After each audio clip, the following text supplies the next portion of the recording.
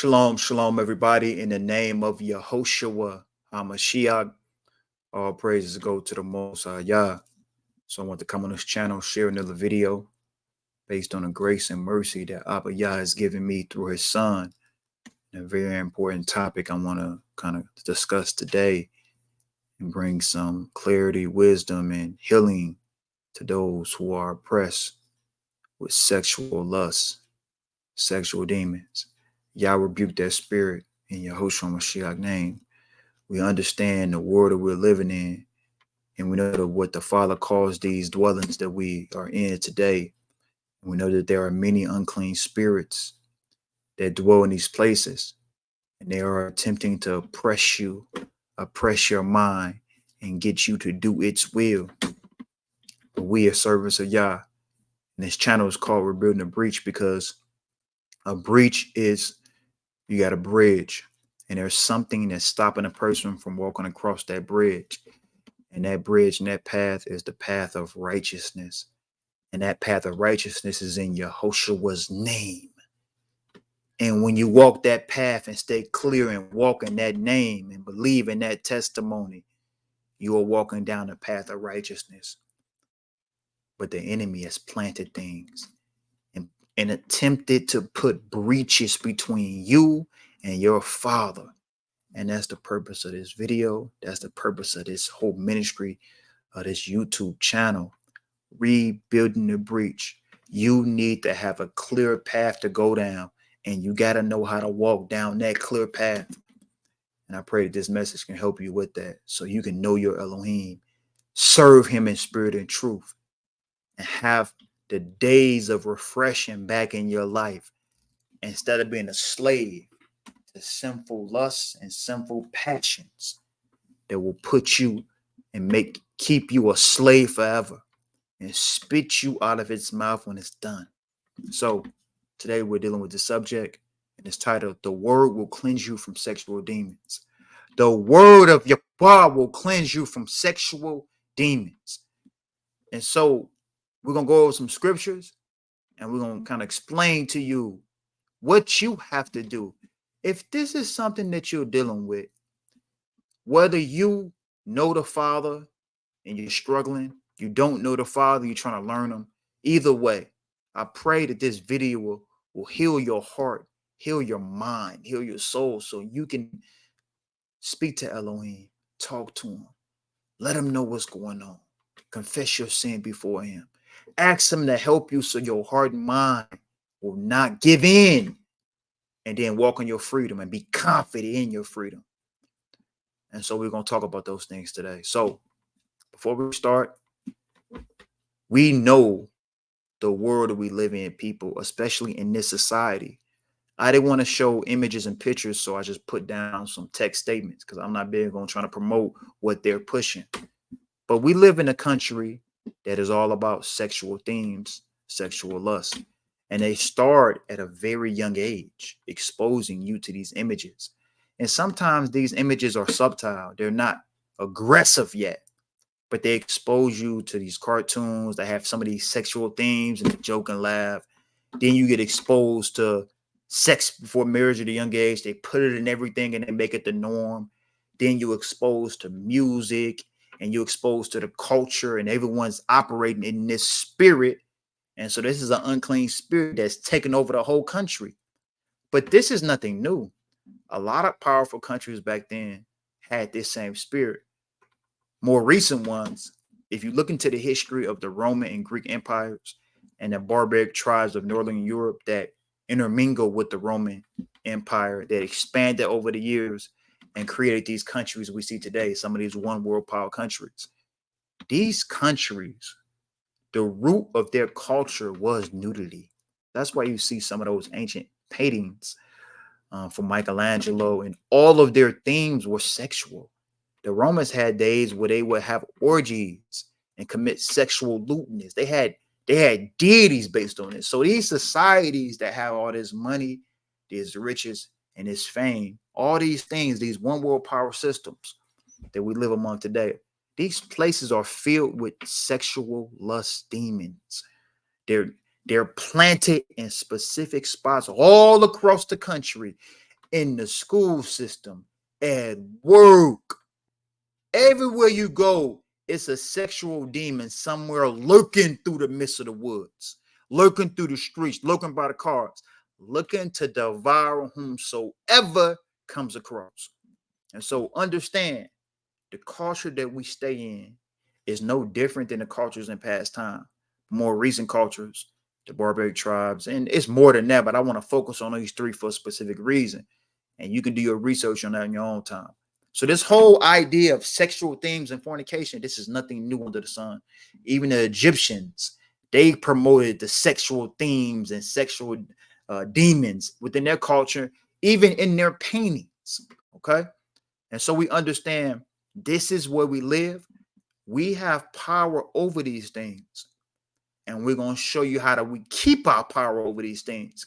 Because understand, people, when you're dealing with a sexual demon lust spirit, this is a spirit that comes with a multitude of legions, meaning it's several spirits that come in the form of a lust spirit. It's many of them. And they're coming to devour your body and put you into what? Love, pleasure. That's the whole point of a sexual demon. They want you to fall in love with pleasure. They want you to, your whole life has to be pleasure. And you don't know how to operate unless you have, it's an addiction spirit too. It's the same type of spirit where you are addicted to something. And there's no other way to make you free unless you do what you addicted to. Right. And so ancient cultures had it. This culture especially has it. And this is why you see the youth, even younger than youth, even myself in the past, y'all rebuked that. And I'm glad I'm free from those things. Walked according to the course of Satan in our society because we were taught these things and we didn't have a protection barrier over our mind. Earlier, I told you 80% of movies and TV shows expose people to sexual things. Let me show you a brief article I found. I'm just going to show you real briefly. A brief article I found. I usually do articles sometime, but I want to show you all this because it's very important. I'm going to read some of it to you, okay? And this article is called, and this came out like, 15, 20 years ago. So it's probably more increased now, but I found this. I wanted to read it to you. Adolescent sexuality in the media, okay, before we go into the word. So ignore that image. It says, as much as 80% of all movies shown on network or cable television stations have sexual content. Analysis of music videos indicate that 60% portray sexual feelings and impulses, and substantial minority display provocative clothing and sexuality suggestive body movements. And this is from 15 plus years ago. So we know this has increased. And this is what they push towards our people. This is what they push toward the masses. They want you to have a mind of lust. That's why you can go to school, get your degree, become successful. And the natural theme in our society is have a little fun. Get that stuff out your system. Find your family, get your wife. Even when some people get married, before they get married, the woman goes out to a strip club, get a bunch of men to dance for them. The brother goes out to a strip club with the man. They have fun before they get married. This sexual theme stuff has really taken over the culture of our society. Now, if you actually look at the history of America, especially, even though slavery and a lot of hatred occurred in our country, and there's no denying it, but despite those things, if you look into the history, that wasn't always like that in this country. We have grandparents that grew up in the South. The country wasn't always like this. They didn't always push this lewdness to the masses, even on TV. This is a 50, 60, 70 years expand of them pushing these things and making sure your children and you grow up to be lustful demons with no control over your mind. Proverbs 25 to 28 now. How are they able to do such things to us, people? How did this happen? How did this happen to our people? How did this happen to the masses? Well, the first thing I want to go to is Proverbs 25 and 28. It says, he that has no rule of his own spirit is like a city that is broken down without walls. See, a lot of young people today, their parents don't know the Father. A lot of your parents didn't know the Father. They did the best they can. They didn't know how to protect you from demons. They allowed you to do certain things. Some of y'all probably snuck out and did it, but some of your parents allowed it. They thought it was normal. Man, we all watch movies like The Wood and having fun in school, meeting girls and talking about losing virginities, all that foolishness. We learned that foolishness in these movies. Man, we had no wall of protection. Our family didn't have a wall of protection like that. Your family didn't. And even if they did, you did other things outside of that if you was raised in the truth. Different subject though. So you living in households with no real protection against the enemy. So your wall's broken down. Man, nobody got rule over their spirit. So guess what? That wall of protection that you, and let me show that scripture as well. I just showed too. So it's Proverbs 25 and 28 right here. So that wall of protection that's needed to keep the enemy from coming into your home and your vicinity is what? It's a lack of self-control in your community. It's a lack of self-control in your household. You get to do what you want to do. You get to watch what you want to watch. You get to say what you want to say. What you expect about to happen? You go to college, ain't no wall protection. It's an open cesspool of demons. And you can find a career in the process. Go to college, have fun, have a little fun with your lust, join your fraternities, and that's it. And live a fruitful life. Man, that stuff comes back to haunt you. That stuff becomes a slave to you. You're never going to be free. So that wall of protection is something that has really affected all the sons of Adam. You don't have protection, people. And that's how those demons come in. See, listen. Take this off for a second. When you're not under protection of Yah, you're an open door for Satan and his demons. And it really starts at an early age, Peter, to be honest with you. It starts at an early age. And I can say that because in the field I work in, people, I work in the field where I deal with a lot of adolescents that have went through a lot of trauma. So sexual trauma, people don't understand how serious sexual trauma is. A lot of people experience sexual abuse and sexual trauma throughout their childhood, especially young women. You're being exposed to nudity, pornography, and sexual themes on cartoons. But some of you have been sexually abused by family, by other people. You've been raped. You've been touched at an early. A big percentage of young people, especially women, have been touched by family, by other people. And that demon jumps on them at a young age. Or their parents have been touched or abused. You will be surprised how high that number is among young women. And let me tell you something, people, what happens. When that happens to a young person and they're not being taught the word of Yah, understand what it does. That child brain is still developing. It's still learning. It's still growing. And now you got a sexual demon coming on you and touching you. You don't even know what's going on. That's causing all types of issues with the mind of that child. I've talked to some children who are schizophrenic and hear voices in their head because they've been touched so many times. It will turn you mentally insane. This is how serious this demonic device that they freely push to the masses. You got kids that's 9 years old taking their penises out in school. Why are they thinking about these things? It's because this demon is out of control. It doesn't stop. It turns to transgender. It doesn't stop. It goes to you want to sleep with animals. It doesn't stop. It expands. This is the type of spirit people are dealing with. I used to work in DOC. Men go in jail. They're ejaculating 6-7 times a day. They're sleeping with other men because they have to ejaculate. Not to be graphic. Have to be honest in the truth. Because they have to have some form of lust to feel normal. Like a crackhead. Like a person addicted to drugs. It's a shame. And this is what they freely push. Even though there's people out there getting trafficked. It's kids being sent to sleep with other. They running tricks on children. Yet and still, you cut on your Netflix show, and 85 to 90% of the shows have some form of sexual theme. You don't always gotta be sexual activity. It's some type of sexual theme, a breast, a butt, something that make you think in a lewdness way. This is destroying the minds of people. And this is why people are not cleansed.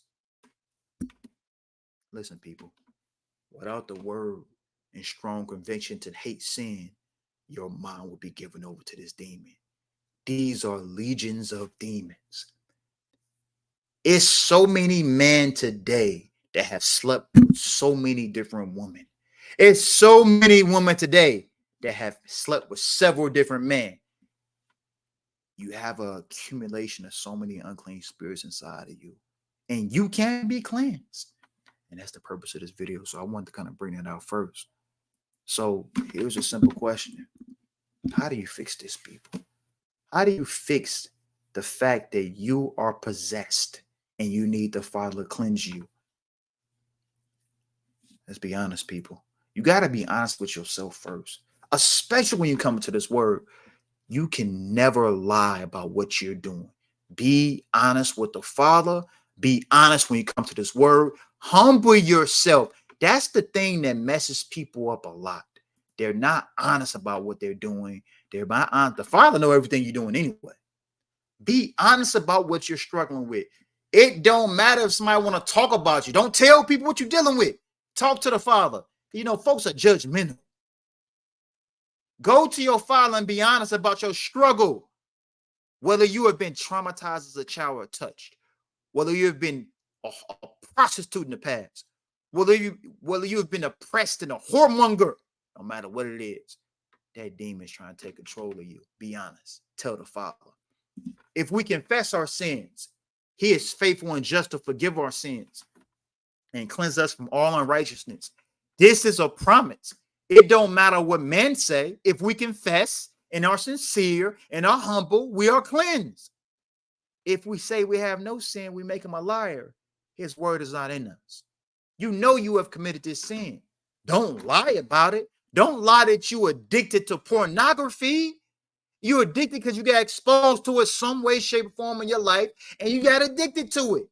And pornography is also another form of homosexuality as well, if you think about it. Whether you're looking at a man or a woman, because you're looking at another person, that's another person that's married, and we all know it's just fornication, so it's unclean. And it's industries and it's people that sit inside of a room, they do their lewd acts, and there's several people watching, and they're cheering and clapping, and you're watching that. Confess your sin, people. That's all you got to do. Be honest about your struggle. That's the start of your cleansing. Don't ever find one justification for your lewdness. I mean, don't even make one excuse. Don't say it's hard. Don't give no excuse. Say I'm filthy. I'm a filthy rag. If you give one excuse, I mean one, you ain't gonna be cleansed. This is not something you want to play with. This unclean spirit. Y'all rebuke him in Yahushua Mashiach name. You don't want to play with this one. Confess every single thing inside of your soul. Watch you be cleansed. It starts there, though. Don't lie. Don't lie. Next thing. Don't trust your own opinion. Accept the fact that you were oppressed by lust demons. Accept it. I accepted it a long time ago, and I'm a free man in Yahushua Mashiach name with no thoughts but walking right before my Elohim. In Yahushua Mashiach name, all praises go to Yah. Oppressed by lust demons that gave you cravings to commit these wicked acts against your own body. Don't sugarcoat your sin before your Elohim. You were oppressed. Yeah, you should be ashamed of it. We all ashamed of it when we did it in the past. And for those who did those things. But don't be ashamed once you are free. Now you can help somebody else. But don't trust your own opinion when you deal with this. I mean, when I say don't trust your own opinion, trust Yah's judgment on the situation and how he views it. Next, allow Yah to change your heart so you can develop a hatred for all things that offend your Father in heaven. Go to 2 Corinthians 7. And we're going to read verse 10. 2 Corinthians 7 and 10 says, For sorrow according to Yah worketh repentance to salvation, not to be repented of. But the sorrow of the world worketh death. If I'm sorrowful for my past lewd life, when I was in bed with Satan and his minions because of the spirit of lust and sexuality, but now I confess myself, I'm sorrowful. Father, I'm sorry. I hate myself. I humble myself. That's the only way you're going to be free. You got to be truly, sincerely sorrowful. And you can't have one small doubt of, oh man, if I would have did this. You know, in the past, when I was in college years ago, 20 years ago, we had this thing where we would go to Miami. The third time I went, I started to hear more about the word and I stopped doing those wicked things. The first two times I went to Miami, no details about past sin, but I remember I would be sad about something. I didn't do evil. And then when I came to the knowledge, it was the opposite. I would never be sad or sorrowful. Oh, I wish I would did this. I wish I could have went here. I should have went to this club. Never be sorrowful. Be sorrowful for your sin. That's the thing you got to understand if you're trying to be free from this. You're trying to be completely free, so you can't mess around. When you're looking for a cleansing from Yah, that means that you are coming before your Father in heaven and you're asking for cleansing. Don't play around with the words out your mouth and what you tell your Father. This is a very serious matter to your Elohim. Ask Yah to give you a strong displeasure to the very industries that push these practices to the masses. So you get to the point where you start to hate what you did, and now you're living right.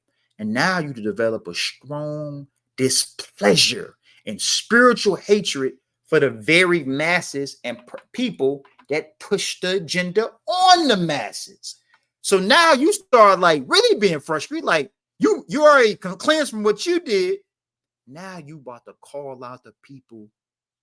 We call it the Balaam effect, right? The Balaam effect is this. The prophet, false prophet Balaam in the book of Numbers, read it. He sent lustful women to the children of Israel so they can turn against their father. Now, they didn't have to give in to that spirit of lust. Some did. Some sinned against the father and got destroyed. Balaam was destroyed later on. And so you got these same spirits that operate like Balaam did that create the atmosphere. They give you the industry, the music, the movies, the themes, the magazines. You have a strong displeasure now for those things. Now you speaking against them. And now you teaching others, don't watch that. Don't do this. You're trying to keep people away from those industries. Yah will show you how to do that. That's a part of your cleansing too. Surely you cannot have the same respect for these industries that enslaved your mind. Surely you're not going to think highly of them. So the music you used to love, you can't speak highly of those people. You might, now some of those people may have made some positive songs and some lewdness songs, but now that same person, there's nothing positive to say anymore. What can you say positive about a person or a person that created a song that helped you become a demon? Think about this, people. There's nothing positive about that. So now I want to be in Psalms 139. I want to read this to y'all. Oh, Yah, thou hast searched me and know me. Thou knowest my down sitting, my uprising. Thou understand my thoughts afar off. Thou compassest my path and my lying down, and art acquainted with all my ways. For there is not a word in my tongue below. O Yah, thou knowest altogether. Thou hast beset me behind and before, and laid down thy hand upon me. Such knowledge is too wonderful for me. It is high. I cannot obtain it. Where shall I go from thy spirit? Where shall I flee from thy presence? If I ascend up into the heaven, thou art there. If I make my bed in hell, behold, thou art there. If I take the wings of morning and dwell in the uttermost parts of the sea, even there shall thy hand lead me, and thy right hand shall hold me. If surely the darkness shall cover me, even the night shall be light about me. Yea, darkness hides from thee, but the night shines as the day. Darkness and the light are both like thee, for thou hast possessed my reins. Thou hast covered me in my mother's womb. I will praise thee. I am fearful and wonderfully made, and marvelous are thy works, and that my soul knoweth right well. My substance was not hid from thee when I was made in secret, are curiously wrought in the lowest parts of the earth. Thy eyes did see my substance, yet being imperfect, in thy book all my members were written, which in continuance were fashioned, when as yet there was none of them. How precious also are thy thoughts unto me, O El. How great is the sum of them. Think about how the Father thinks about you, those who are oppressed with that demon. If I should have count them, they are more than the sand. When I awake, I'm still with thee. Man, the Father loves you. You need to read this psalm. Let this sink in your spirit. You are precious in his eyes. Surely thou wilt slay the wicked, O Elohe. Depart from me, therefore, you bloody man. For they speak against thee wickedly, and thy enemies take thy name in vain. Do I not hate them, O Yah, that hate thee? Am I not grieved at those that rise up against thee? I hate them with a perfect hatred. I count them my enemies. I wanted to read that whole psalm. I was just going to read the last two verses, the end. I wanted to read the whole thing for encouragement for your soul. That's how the Father views you. You are precious in his eyes. And you get to a point in your walk, you become precious in the Father's eyes, and you have confidence in that. This is the testimony our Father has given you. And you see the words of servant King David, or the person that wrote that psalm, and you see how precious the Father is to him and how he is speaking to him. This is like your relationship with your Father in heaven. And then gets to the point at the end, and he says, do I not hate what you hate? And so what happens is your cleansing process starts. You start to have a hatred for these industries, people, because you don't respect them. They helped you become a demon. There's no respect for anything like that. It's another thing you must remember, and this is something that can take hold of the mind of a person, and the enemy will use this against you as well. Do not condemn yourself. If you confess your sin, you are cleansed in Yahushua's name. Remember this, people. This is the one thing the enemy tries, to condemn you from your past sin. 2 Corinthians 5:17 is very clear. The book is very clear on your cleansing. You are cleansed now, people. Walk in your cleansing. Don't have a low self-esteem. Listen. Therefore, if any man be in Messiah, he's a new creature. Old things are passed away. Behold, all things are become new. And all things are of Yah, who has reconciled us to himself by Yahushua the Messiah, and has given us the ministry of reconciliation. You have a reconciliation with your Father. To wit, that Yah was a Messiah, reconciling the world unto himself, and not imputing their trespasses unto them, and has committed unto us the word of reconciliation. And that's the ministry. Now you are reconciled with your Father. Listen, people, don't overthink your healing. You're free. Even if the enemy tries to plant thoughts in your mind, rebuke them in Yahushua's name and keep moving. You will get to the point where you don't even recognize the enemy trying to plant thoughts in your ears, because you are filled with the spirit of truth.